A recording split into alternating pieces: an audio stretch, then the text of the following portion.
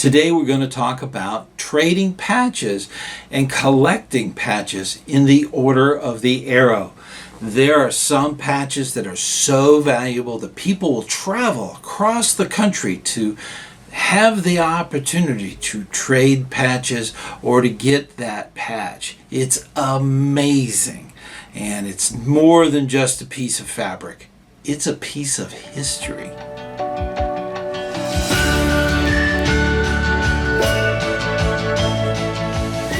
Hey, ScouterStan, let's talk a little bit about the order of the arrow and trading patches. This is something that goes on quite a bit in the order of the arrow. The order of the arrow started in 1915, a long time ago, and it is the honor society of scouting. So a lot of scouts and scouters are in the order of the arrow. The order of the arrow has the ordeal that they go through, and then of course brotherhood to kind of wrap everything up. Those are two things that are very important, and that you'll see them in a lot of the patch collecting. A lot of them will be for different groups. That's a very interesting part of the overall trading patches. Now, if you're not trading patches or interested in knowing about it, and it's important that all leaders know about it, you may want to check out the video. That's Patch Crazy, and it talks about all the different kinds of patches that are out there. Now, today's subject was actually a request from a channel member, and Aaron Finley actually asked the question. As you can see, this is something that he's interested in, and because he's a member and active in scouting, I'm there with him in that regard. Now, there are three big types of patches when you're looking at the order of the arrow. The very first one is the lodge flap. This is a huge thing. It can be specialty, it can be specific. Depending on what kind of flap will depend on what they're collecting. Some will want all of the flaps from their lodge, all the way back to its beginning, and that's a very big goal. But it is something that a lot of patch collectors actually do. Now, the next big one is event patches. Now, every lodge has different events. Usually 4 times a year they'll have some kind of activity and some kind of patch to go along with that.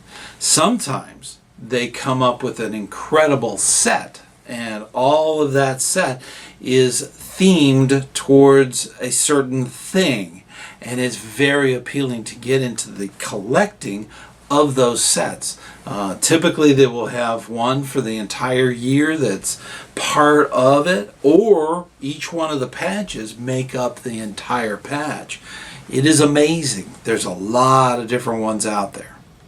The third type is limited edition or specialty patches. These are patches that are for a specific Conclave or NOAC, which is the National Order of the Arrow Conference, which they have every anywhere from 2 to 4 years. It varies. That is something that they have patches for that a lot of people collect. So those are the 3 different kinds of Order of the Arrow specific patches that are out there for collecting. Now, patch design and the symbolism that's on that patch will vary depending on the lodge. Now, the lodge typically will have a totem, and they set rules currently where that usually is part of a flap or an event. They have to have that on there. I'm from Chickasaw, and ours is a red teepee, and it's a specific shape and size. So that's a totem. I was originally tapped in with Makajuan, and theirs is a mourning bird with an arrow next to it. So that is their totem. So there's different totems for different lodges. Two more things that are really emphasized today is that there should be some type of fleur-de-lis representing scouting, because this is the honor society of scouting, so that needs to be on the patch, in addition to WWW. These are three words we use a lot in the Order of the Arrow. And with knowing these different symbols, you can actually define when that patch was made, or when it was used, when it was current. Also, the shapes and all the different things that go along with the overall patch has a lot to do with collecting. When you're looking at different patches, they have different designs and different things. But a lot of times, you have to have certain things in order to make that patch unique. And that can vary.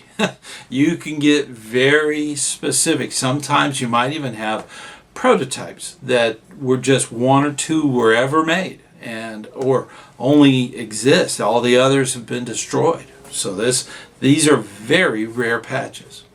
Some of these patches date way back. They go way back in history, and they are antiques. These pieces of antiquity, these small pieces of fabric, are living history. It is amazing, and they should be collected, they should be protected, and they should be displayed. Now, there are rules, general rules, for patch collecting and patch trading. This is something that's very important for young people that are wanting to get into this. I do recommend looking at the video that's right there, and that will give you more information about the rules of collecting patches.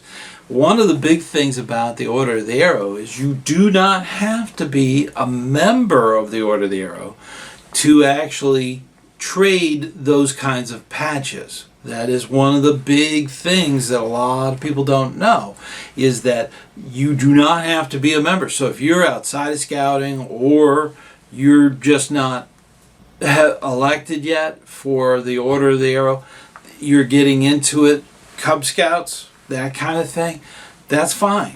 They don't have the ability to be in the Order of the Arrow, but they still can trade those patches. The flaps and the activities and all the different kinds of things that are out there. It's amazing. And it's not that you have to be a member to trade them. You do have to be a member if you're going to wear them. So that's a totally different thing. You have to be a member in order to wear that flap. Now, before we go any further, I do want to invite you to our monthly meeting. It's on the first Sunday of each month, and it's at 9 p.m. Eastern Time. So you're more than welcome to join us and ask questions and just have fun. You know, that's one of those wonderful things about that meeting. I also want to thank everybody on Patreon for their continued support of our channel. And our channel members. You can be a channel member. You hit the join button and join up. There's all kinds of badges and emojis and different things.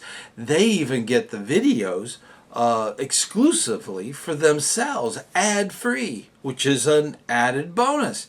And then, of course, if you don't want to join in and do a monthly donation, you could always do a one-time donation by hitting the thanks button. So get involved. I really do appreciate all that you do in scouting and here on the channel. Now, when you're collecting patches, it is important to preserve them. It is critical that you put them away in a way where they're not going to be damaged, get moisture or too much oxygen and actually cause an oxidation of the fabric. This is very important to preserve, especially very old patches. Keep in mind, these are your patches. So if you choose to sew them onto something like a blanket or something of that nature, they're yours to display. They're your patches. Really old patches, ones that are like made of felt or hand screen printed, I mean really old ones. think twice about doing anything like changing that patch. You want to preserve that patch as best you possibly can. It's history, okay? So keep that in mind. But again, it is your patch. You decide how you want to work with it. And also, if you are at a campfire and you see somebody with a patch that you wanted to collect, but you wanted mint condition, unsewn one, and you see it on their blanket, don't get crazy, okay? Don't go off on them. That's their patch. It's not yours. So they get to do what they want to do with their patches. And sometimes, if you talk to them, they may have put the patch that wasn't so good on the blanket and have one that's in mint condition that they want to trade. So definitely start a conversation. Patches, uniforms, they tell a story, and history is really a beautiful thing, and it's all right there. There are some very notable collections within the archives of the Boy Scouts of America. I'm going to put a link up there if you'd like to check some of those collections out. Patches are not just the focus. They go into a lot of the other things, such as books and mugs and artifacts, actual pens that were used to sign that. It's everything. It's a museum. But they have incredible patch collections as part of that museum. So check that out. Now, with all this, you might be saying, how do I get started? One of the best things you can do is go to your council or district service center and make sure that you get a calendar. There are traderies that you can go to. There are OA events that people can visit and trade patches. So there's actual times when that can occur. Summer camp often will have one day set aside for the Order of the Arrow to trade patches. That is a very common thing during summer camp. So check out all of the different options that are out there. If you don't have anything to begin with, that's totally fine. Most of them want to promote this process. So take your scouts, go to these events. Definitely tell them that you have scouts with no patches that would like to learn how to trade. That is great, because they're going to come and give them a big handful of patches, or let them pick out patches. This is something that we want to encourage. So getting started is very easy. It's much harder to stop because it is one of those things you just continue on. You want to update, you want to get the better patch. That's something that does happen. And but as far as the scouts in your unit, definitely get them involved. This is a great way for them to learn how to do patch trading. And in patch trading in general, you're learning negotiation. It is one of those skills. That is a scout skill. Just like sharpening a knife, patch collecting or patch trading is one of those things that teaches how to use the Scout Oath and Scout Law together to negotiate. It is huge. It's gigantic. Order of the Arrow patch trading is very specific, but it can be related to other things. Make sure that your scouts have that opportunity. Make sure that you have that opportunity to help them put into motion that scout values. And in that fellowship of trading patches, it is historic in many regards because it is a part of scouting, and I highly recommend it. Now, we do a lot for scouts. We do all these traderies, we do camperies, we do all the different things we do for scouts. Keep up that good hard work. This is just one of many facets of that process of Scout values so that they learn how to put it into action. That is the beautiful thing. So keep up that good hard work. And if you're interested, I did put together a Heinz 57 and on patch trading. So it is involved. You can fast forward. It's okay. Until next time, I'll see you on the trail.